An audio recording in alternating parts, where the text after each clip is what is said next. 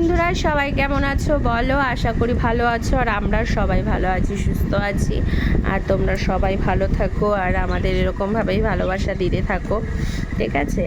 আর এখন চলে আসছে, এখন দুপুর হয়ে গেছে, কাজকর্ম সব শেষ। এখন হচ্ছে মেয়েকে খাওয়াচ্ছি।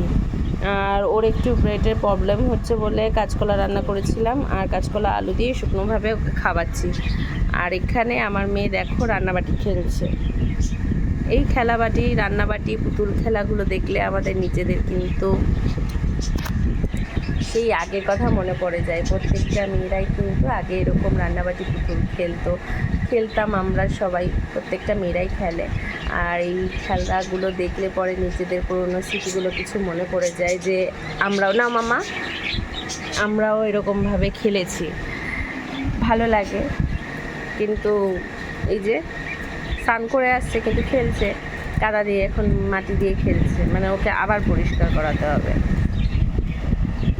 দেখো, আর এই যে গাছের টবগুলো আছে এখান থেকে ও কিন্তু মাটিগুলো উঠিয়ে নিয়ে আসে। শরীরটা এখনও খারাপ, টাইফয়েড জ্বর হয়ে যাওয়ার পরে কাশিটা এখনও কমেনি। তো কাশছি, ভিডিও করছি, তো কেউ কিছু মনে করো না, ঠিক আছে?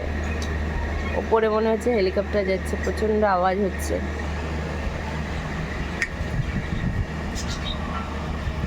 মাম্মা, কি রান্না করেছো তুমি আজকে?